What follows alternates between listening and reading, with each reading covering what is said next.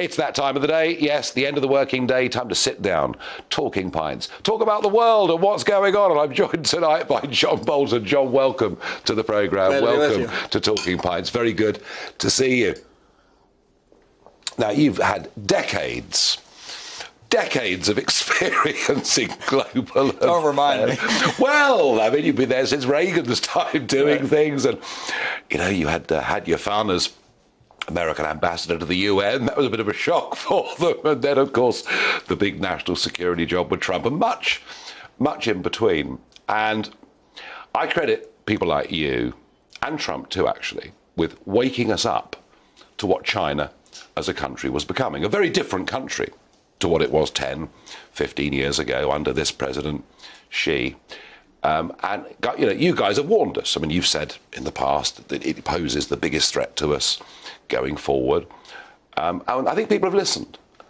What do you make of the events of the weekend, of people out protesting against the lockdown to a virus that arguably was their fault in the first place? Right. Well, I think everybody is amazed to watch these pictures, but it's also important to watch what the security forces are doing. They are showing minimum restraint. Yeah. And the real dilemma for Xi Jinping and the other leaders is, do they crack down harder now to try and stop it from spreading, or are they worried about pictures of another Tiananmen Square? I think that, you know, over the last almost 3 years, we haven't learned that much about what's going on inside China because they have locked down for COVID purposes. I think the discontent among the people is substantial. And these demonstrations are really the first chance they've had to express it. So Xi Jinping's in no immediate danger. But let's be clear, people remember the idea of freedom, and they don't like giving it up anywhere in the world. Well, we've seen what's happened to Hong Kong. I mean, quite extraordinary. You know, the deal that was done, completely broken by the Chinese Communist Party. This is a very important point. You know, a lot of people on the left in Europe and the United States like to talk about solemn international agreements. Well, what China did in Hong Kong shows exactly what they think about international agreements. So when it comes to trade deals or arms control deals, environmental protection deals, they'll sign it, but they have no intention of following it. Yeah, well, that's certainly true with all of the global warming, climate change stuff as they build 80 new coal-fired power stations every year. Now, talking about the delusions of the left, I've got a question I've got to ask you. I can't work this out. I can't fathom it. So, to me, Iran, theocratic regime, been there over 40 years, barbaric, brutal, a regime that spreads terror.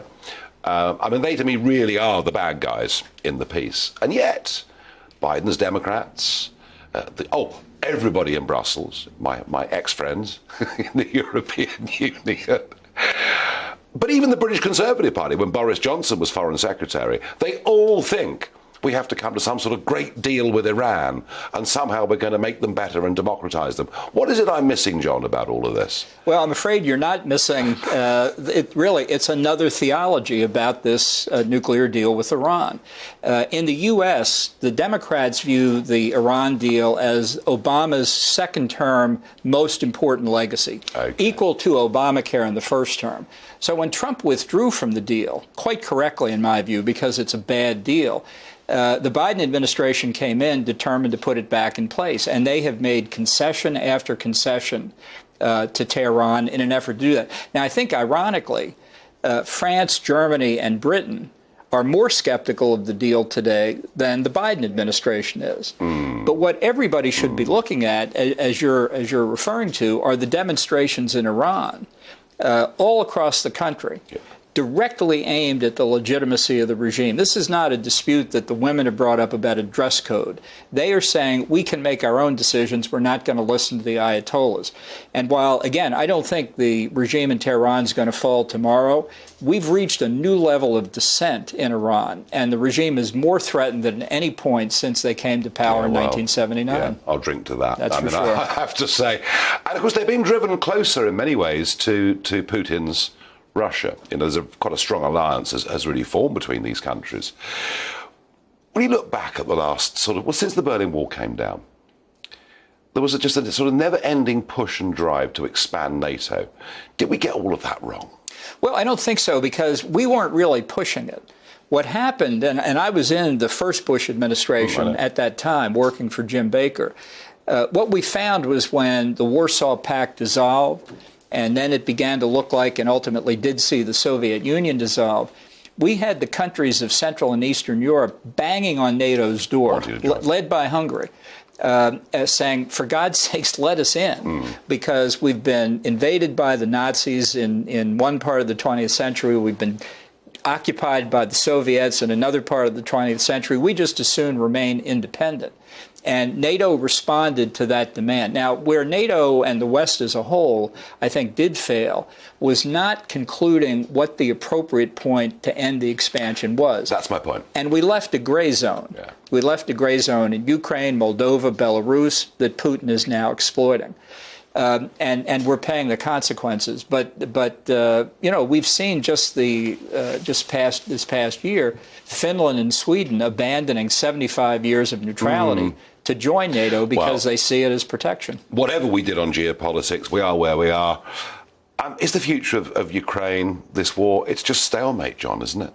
Well, I think what Putin is doing now, I think his strategy for the next 6 months is to freeze the military conflict where Russia has performed very badly, and to try and up the pressure on the political conflict, putting economic pressure on Ukraine itself by disabling its electricity generating infrastructure, and by, if I may say so, preying on the weaknesses of the European Union and the isolationist tendency in the United States to see if the resolve of the West will break. I don't think Ukraine's resolve will break. Question is whether ours breaks first. That's what Putin is hoping for. You know, looking across the pond, so we got the Democrats. We got Biden, he's 80. We've got Nancy Pelosi's just stood down as Speaker. She's 82. Hillary Clinton is 75, 76. And these are the senior Democrats that we see. Then we see the Republicans. We've got Donald Trump, who's 76. We've got Mitch McConnell, the senior senator. He's 80.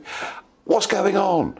I mean, it looks like a gerontocracy. Now, experience, of course, a mixture of all of those things is exactly what you want. But what's happened in these parties? Well, it's, I think, a combination of things, but basically it's the baby boom generation, and those a few years even older than the baby boom generation are not willing to let go. The Democrats actually began the transition with Barack Obama, and people at that point thought that there would never be another baby boom president. Then along came Trump and then Biden. So I think it may come more quickly than people think. In the Democratic side in the House of Representatives, not only has Pelosi gone, but the other top two Democrats, both also over 80, have stepped down. And they're going to have an uncontested election for their leadership. Kevin McCarthy, I think, will be Speaker of the House, although that's open to question. So it's beginning to change, but it's taken a long time. There's no doubt about it. And does this all make Ron DeSantis look rather attractive? I mean, 44 years old, a wife, 3 young kids. I mean, he would be, for your party, he would, and I know you and Donald Trump are not exactly besties anymore, but is that a big advantage for DeSantis? I think it is a big advantage. Look, he wants to be in a position, and so do the other people competing for the Republican nomination, to say, I can serve 2 full terms as president if I'm elected in 2024. Trump can't say that because he's already had 1. Yeah. And you want somebody who can do a full 8 years to fix the mess that we've got in Washington, and to be visibly with the energy and the enthusiasm and the long time horizon to do it. So my guess is that Donald Trump will not get the Republican nomination. It may be Ron DeSantis. He would be the front runner now. But we've got a very deep bench of people who are running. And while we're on the subject, I don't think Joe Biden is going to be the Democratic nominee in 2024. I think he will declare he's not running for a second term at some appropriate point in 2023. I don't think Kamala Harris will get their nomination either. I think they're going to have a wide open fight. So I suspect they will go to below the baby boom age level as well. We'll see what happens. Trump is a great street fighter, of course, and has come back from being written off many. You can't count him out. No, that's for sure. Never. He's also got charisma. He's got whatever his faults may be. Although he does have charisma. I would say this. I think he's past his prime now. And I don't mean in the Biden sense. I mean his act is the same act as it was before. And I do think Republicans are looking for a fresh face. That may be a controversial view in some circles, but I think that's what DeSantis will now test. One thing about you, John Bolton, you're never, ever shy of saying what you think. No. It's very interesting. Now, I was in Arizona on the day of the midterms, and we still haven't got a result. It's going to be contested. I mean, how could anybody trust? Whether 2020 was a stolen election is a separate debate. But I mean, the whole thing's a farce, isn't it? You're getting states now where over 50% of the vote is people voting weeks, even months almost, before polling day itself. Is anyone going to sort this out? Well, I think there's an answer here that's really based on fundamental democratic values, and that is we're a deeply divided country. Partisan divisions are very strong. We need things that bring us together as a country. And one thing I believe would do that is everybody, with rare exceptions, voting on the same day. That we vote on the same body of information. People are not voting a month before the election. They're voting on the same body of information. Maybe they have to stand in lines. People say that's inconvenient. Well, jury duty is inconvenient, but that's another act of common citizenship. Now, there can be exceptions, people in the military, people away on business, but by and large, the standard should be you get out and vote on Election Day. Well, the French do this, and the French have a very, very simple, straightforward system with voter ID, all of these things, and nobody ever doubts or contests. And India, with over 1 billion people, within 4 hours, you have a result and you know what it is. Yeah, and I think we can do that. Look, I spent 33 days in Florida in the year 2000 when Gore contested. Remind me, dimpled chads, hanging chads. You got it. 33 days. Florida has, over the years, made changes. They had their results this November in a few hours. If they can do it, so can the rest of them. No, absolutely. Now, I've talked a little bit about, being a Brit looking across the pond, and I visit regularly, as you know. Tell me, what's it like looking at us this year, 2022? 4 chancellors of the Exchequer, 2 sovereigns, unfortunately, 3 prime ministers, a Conservative Party in disarray. How does it look from the other side? Well, I was going to ask you to tell me what's going on. I mean, it's a condition of the British parliamentary system. That's the way these things work. But I think, just speaking as a conservative across the ocean here, the Conservatives have to get their act together and rally behind what distinguishes them for British voters, and that's adherence to principle. And I think the most important principle they've stood for since the time of the referendum was getting out of the European Union and ending the fixation with Europe and focusing on the rest of the world. Even today, the Remainers in the Conservative Party, let alone the rest of the establishment, are doing what I would consider a kind of Trumpian thing. They will not accept the results of the 2016 referendum. That's cost Britain 6 years of opportunities to make economic advancements around the world. It's not too late. A vigorous approach to this, I think, will pay enormous dividends for Britain. But your future is not with the bureaucratic sinking ship of the European Union. I've said for a long time, the European Union is less than the sum of its parts. The United States is harmed by Europe's inadequacies. That's why I welcomed Britain coming out of the European Union. You're a global power again, and that's Britain's proper place. Yeah, well, I spent a lifetime fighting for this, and in the end, I persuaded the Conservative Party to get to the right position. They didn't want to, but they did get to the right position, and they haven't capitalised on it. We have a border problem. We haven't had supply-side reform. It's been very, very disappointing. As we look ahead to 2023, and clearly our economies are not in great shape, but in history we go through booms and busts, and that's what happens. If we look to the potential problems of 2023, final thought perhaps, John, from you on this, and rather a somber, reflective one, but Putin's taken great losses, and so have the Ukrainians too, but Putin has taken great losses. Do you worry that at some point next year he could consider using a limited nuclear device, or do you believe that actually the Russian generals would stop him from doing so?